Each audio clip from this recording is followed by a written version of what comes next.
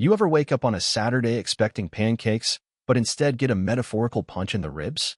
That was me, Jack Thompson, 11:03 a.m., sitting in my favorite chair, corduroy, sun-faded, perfect but groove, and nursing a mug of coffee that tasted suspiciously like regret. The house was quiet. Not peaceful quiet. More like the kind of quiet you get after a fire, when all the alarms have stopped and you're just left with smoke and silence. My wife, Tabitha, was supposed to be home. Instead, she'd texted me the night before. Spur-of-the-moment trip with Karen. Spa thing. Back Monday. Love you. No emojis. That was the giveaway. Tabitha never texted without emojis. Even the dog got a winky face. I didn't panic. Not yet. At first, I actually believed it. Karen loved spas. Tabby loved Karen. Made sense. But then my daughter showed up. Susanna, 19, college sophomore, majoring in psychology with a minor in coffee snobbery, stood on my porch in a long black coat, looking like she was about to deliver bad news or sell me insurance. "Hey, Dad," she said, with a voice that had too much rehearsal in it. "Susie, didn't expect you." "Yeah, I know." That's when I knew. She knew. About something. And whatever it was, it didn't smell like lavender massage oil and cucumber water. I made her a coffee, her favorite caramel macchiato pod. We compromised on that machine after a 2-week debate that ended with her saying, "It's this or I move in with Mom." Then I asked the question that had been clanging around in my head like loose change in a dryer. "So, your mom?" She hesitated. Just for a second. Then she said the phrase that would kick off the unraveling. "I figured I'd see how you were doing." There it was. She wasn't here to hang out. She was here to check on me. Like I was a burnt casserole someone was worried might still be edible. I told her I wasn't doing great. Because I wasn't. Because when your wife of 22 years tells you she's just taking the weekend with a male fitness coach she met at hot yoga, and your daughter shows up with the face of someone walking into a hostage situation, yeah, you're allowed to not be okay. "Come on, Dad," she said, half laughing, like she was trying to pull me up from a well. "It's not cheating. She told you about it. That's honest, right?" I stared at the coffee machine as it hissed out more macchiato. "Honest. Sure. So is a firing squad when they tell you to face the wall." "She's sharing a hotel room with him, Susie," I said, "for 3 nights. And she didn't ask." She announced. "There's a difference." She blinked, nodded, tried to smile, then gave up halfway through. I sat back down in my chair, stared at the imprint of where her mother usually curled up with her phone and a throw blanket, and I said it out loud for the first time. "It's over." Susie didn't understand. Not really. She thought marriages ended in screaming, not silence. But I knew better. You don't need fireworks to burn a house down. Sometimes all it takes is 3 days in a hotel and a cold cup of coffee. Sunday morning came like a bad rerun. Same chair. Same coffee. Same sinking feeling, just deeper now, like my ribs had started making room for it. Tabitha hadn't texted. Not a single update. Not a good morning. Not a miss you. Not even a typo-ridden message she could blame on bad Wi-Fi or too much wine. Just nothing. The silence wasn't suspicious. It was strategic. She wasn't reaching out because she wanted me to be the one to react. That was always her move. Stir the pot, then sit back and sip chamomile while I boiled. At 11:47 a.m., I made a decision that should have felt dramatic but didn't. I got in the car. I didn't pack a bag. Didn't even change clothes. Just grabbed my keys and drove toward the hotel she'd name-dropped in passing a few days ago, the Wickmore Resort and Spa, a place where they charge you extra to rub mud on your face and call it enlightenment. I wasn't going there to catch her in the act. I was going there because I needed to see it. Not the betrayal, the context. The setting. The truth with its makeup off. And truth, it turns out, lives in parking lots. Her car was there. Parked right under a tree. Covered in pollen. No Karen's car in sight. Just hers. Alone. Or not. I waited across the street for 26 minutes. Then the front doors opened. He walked out first. Looked like someone who never ate leftovers and believed in morning push-ups. Tan. Toned. Wearing joggers that cost more than my monthly gas bill. Then came Tabitha. Her laugh hit me before her face did. It was real. Not the laugh she gives me after I mess up a joke and she wants to be polite. This was the one that crinkled her nose, that started deep in her ribs and escaped before she could soften it. I hadn't heard it in months. She touched his arm. He touched her back. They didn't kiss. But they didn't have to. There's a kind of body language that isn't just friendly. It's fluent. Familiar. The way she leaned into him like his shoulder was a sentence she'd memorized. And me? I just sat in the car, parked across the street, gripping the steering wheel like it was the only thing keeping my soul from unraveling. I didn't cry. I didn't scream. I didn't go full Hollywood and storm the lobby. Instead, I whispered something I hadn't said out loud until that moment. She's not coming back. And not just physically. She was already gone. This was just the ghost of a marriage playing out in public like it still had a pulse. They walked back inside eventually, holding hands. I drove home. On the way, I stopped at a gas station, bought a cherry cola, and stood outside drinking it like a man whose life hadn't just folded in half. The funny thing? No one could tell. I looked like any other guy in a hoodie, sipping sugar water, watching traffic. But inside, a fuse had lit. And I was starting to understand something no one prepares you for. When someone betrays you this completely, it doesn't break you. It builds something else. When I got home, the porch light was still on, like the house thought she might walk in behind me. I turned it off. Inside, everything looked the same. Couch fluffed. Kitchen clean. Her favorite mug drying on the rack like it had done something noble. But the air had changed. It had that feeling you get right after a party ends. Still smells like perfume and appetizers. But the music's gone, and all that's left is crumbs and silence. I stood in the hallway and stared at the photo on the wall. Us, 5 years ago, Maine. Wind in her hair. My arm around her like I was sure of everything. We looked young. Not in age, in belief. I took the photo down. Not angrily. Not like I was erasing her. Just sorting through what stayed and what didn't. That night, I started packing. Not to leave, but to reduce. If a man's about to be replaced, he should at least be efficient. My clothes fit into one suitcase and 2 boxes. I took only what was mine. My watch. My grandfather's pocket knife. A few books she never touched. My toothbrush. My old hoodie that still smelled like campfire and stubbornness. Everything else. I left. Even the blanket we bought on our honeymoon. The one she stopped using 2 winters ago, but never got rid of. That told me everything. She liked the idea of our history. She just didn't want to live in it. I didn't leave a note. No text. No dramatic voicemail. Just absence. That was the plan. Not rage. Not revenge. Just exit. You see, people like Tabitha, they expect a reaction. They need it. Yelling gives them power. Silence gives them a mirror. So I disappeared.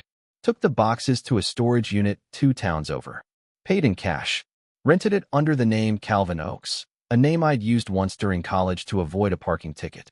I stayed with an old coworker for a few days, a guy named Donnie who had a 1-bedroom that smelled like microwave burritos and depression, but who asked 0 questions. Just handed me a key and said, "Couch pulls out. Sheets are mostly clean." That week, I watched from afar. Not creepily, just observantly. I still had access to the door cam. Still got alerts. She came home Monday night, alone. She stood at the door for a full 40 seconds. Just standing. Then she walked in. The house greeted her like it didn't recognize her. And from what I saw next, neither did she. She wandered room to room. Saw the missing things. Touched the empty wall hook where my keys used to hang. Opened drawers. Checked the closet. Nothing was broken. But everything was gone. Then she said it. Quiet. Like a question whispered into a church. "Jack?" I didn't answer. I was already gone. And the most powerful part? I left her with the silence she'd spent months giving me.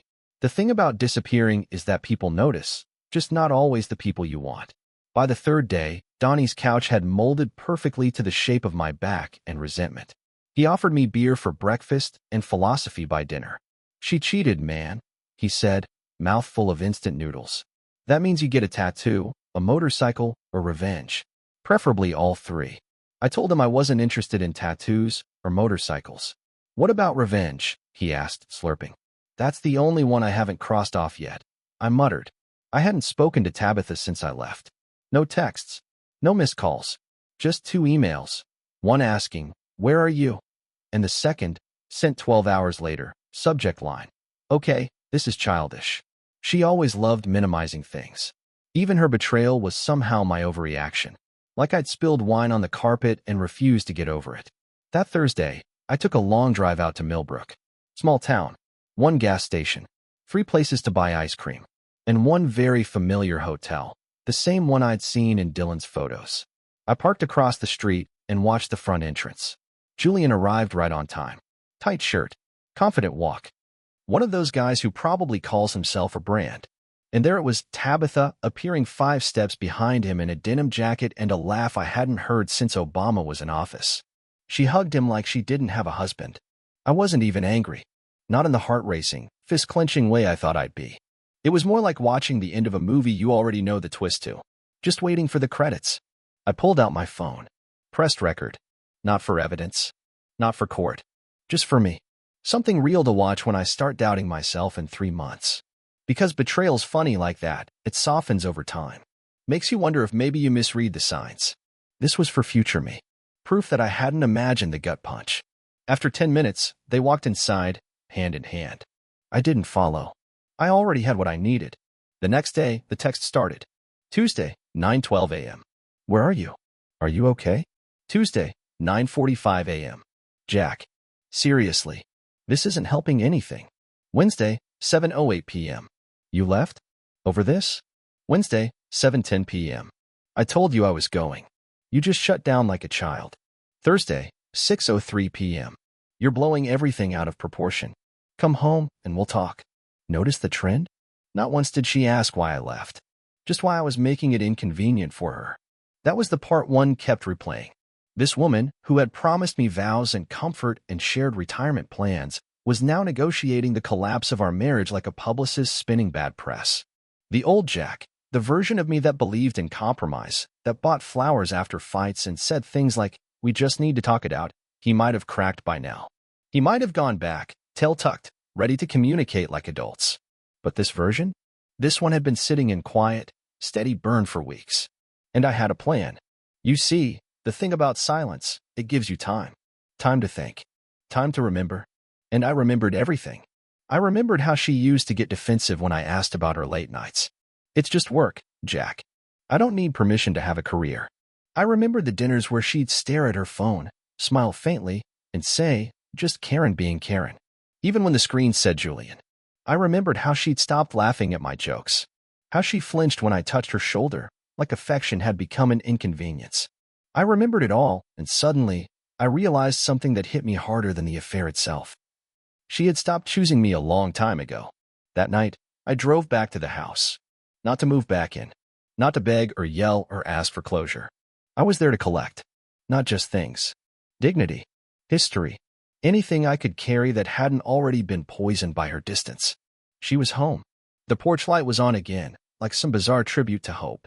I didn't knock. I used my key. She was in the kitchen, wearing the sweatshirt I bought her 2 anniversaries ago. Hair tied back. No makeup. Just her and that same defensive look she always wore when she knew she was losing control. Jack, she said. Thank God. I didn't answer. She walked toward me, cautiously. Can we just talk? Please. I'm not here to talk, I replied. Calm. Quiet. Surgical. Then why you? To get my things. I nodded toward the hallway. I'll be gone in 10. She froze. You're seriously doing this? Walking out? Just like that. I turned to her. Looked her straight in the eye. No, Tabitha. You did the walking. I'm just finally catching up. She stood there, stunned. Speechless for once. I walked past her. Grabbed the bag I left last time. Added a few things. Left the ring on the counter. I turned back once before leaving. Not for sentiment. Just to say the line I'd waited weeks to say. I didn't stop folding socks because I was boring. I stopped because you stopped caring if they were folded. Then I left. No door slam. No music swelling in the background. Just the soft click of the latch behind me. And you know what? That silence? It felt a lot like freedom. It had been 11 days since I left the house, 12, if you count the night I slept in the truck. I kept a quiet schedule. Coffee at 6. Walks at 7. Calls with Donnie at 9 where he offered advice like, dude, key your car, followed by, kidding. Unless it's a lease. The rest of the time, I planned. No, not that kind of plan. I wasn't plotting her downfall with pushpins and red string like a detective on a crime drama. It was more practical than that. I was building the exit. The real one. Tabitha still hadn't filed for divorce. No surprise there. She wasn't used to initiating consequences. She preferred reactions. She needed me to shout, to storm in, to give her something loud enough that she could twist into justification. Instead, I stayed quiet. And in that silence, I started doing the things I'd neglected when I was busy holding a sinking marriage together with duct tape and denial. I cleaned up my finances, transferred money, closed joint accounts, opened a P.O. box in a town 40 minutes away. I even, don't laugh, bought a fireproof lockbox. Because I knew something she didn't. People only start telling the truth when they realize they can't keep you. And when that day came, I didn't want to just survive it. I wanted to win it. So when her sister, Meredith, reached out with a message that simply said, "You should check her socials," I already had a guess. I logged into an old burner account, one I created back when I was running ads for my business and needed to test audience filters. Now, it served another purpose, surveillance. And there it was, her newest post, a boomerang. That cutesy little looped video where people pretend life is perfect in 2 seconds or less.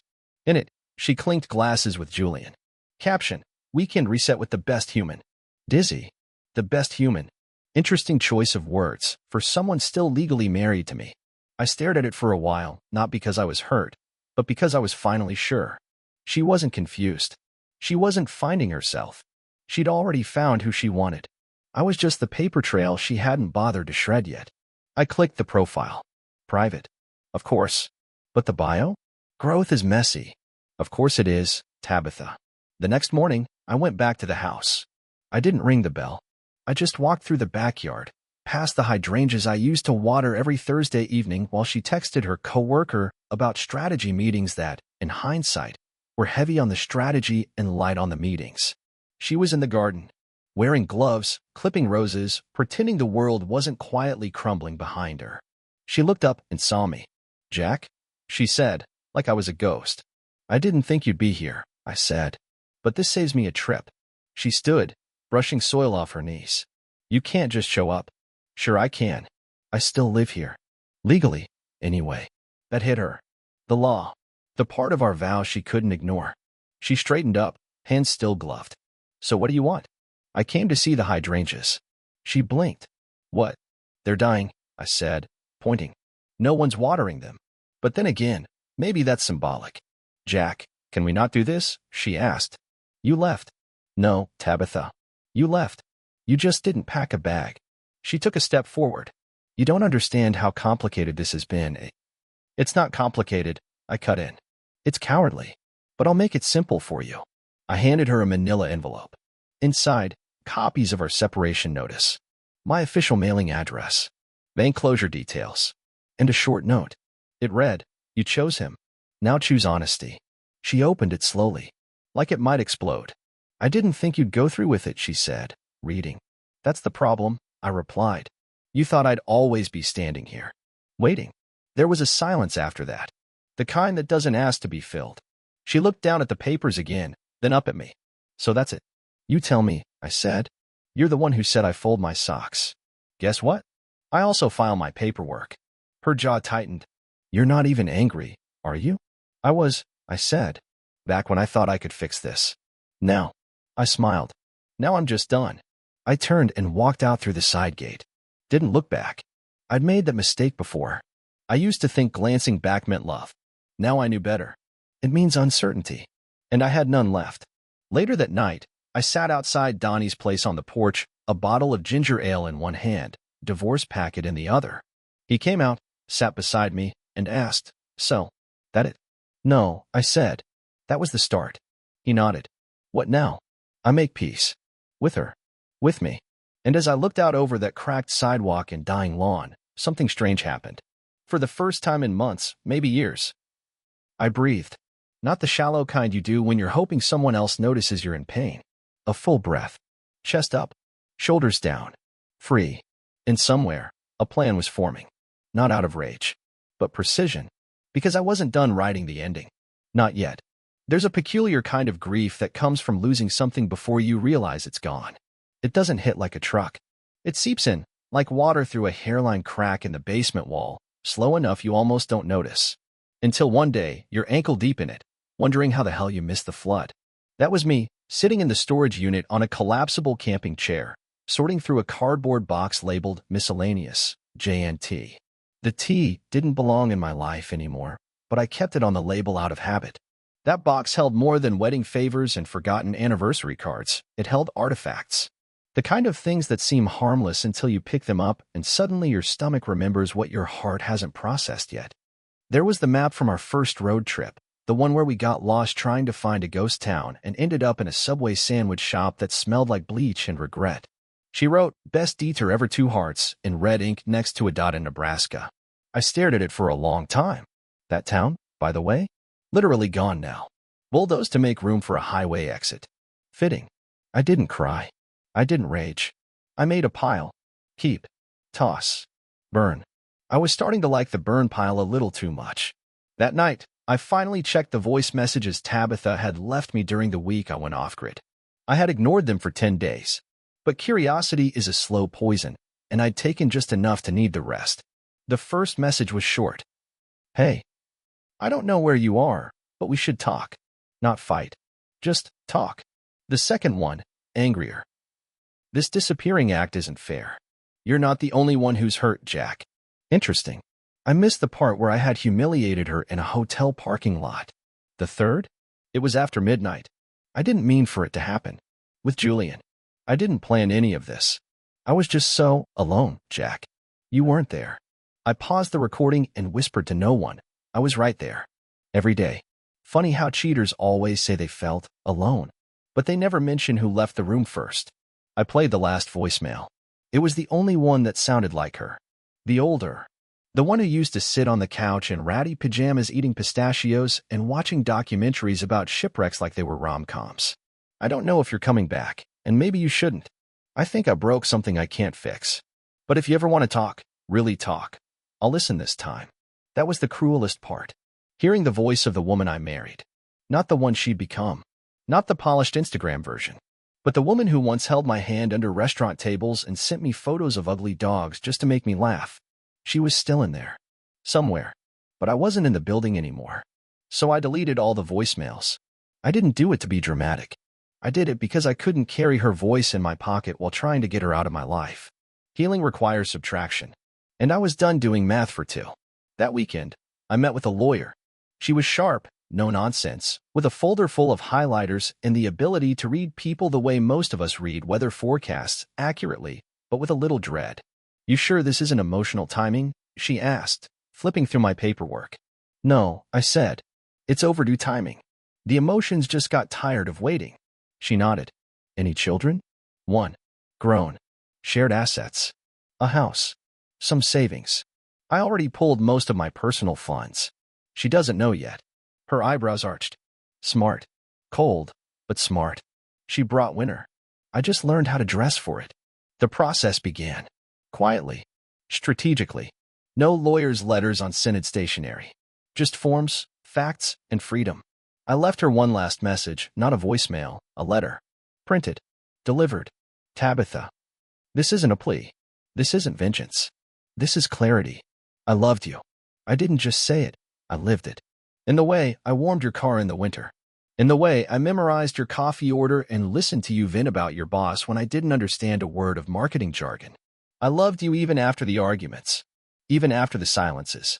But somewhere along the way, I became the couch you sit on when your feet hurt. Comfortable. Familiar. But not exciting. I don't blame you for wanting more. I blame you for how you looked for it.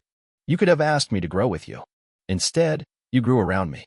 Built a whole new garden and left me in the shadow of it. I'm not coming back. Not because I hate you, but because I finally remembered how to love myself. No return address. Because this isn't a conversation. Jack. Donnie read the letter over my shoulder when I was printing it. "Dang," he said, shaking his head. "That's like setting fire to a bridge and then planting flowers where it used to be." "Yeah," I replied. "But the flowers are just for me this time." And when I dropped the envelope in her mailbox, I didn't feel triumphant. I felt empty, but peaceful.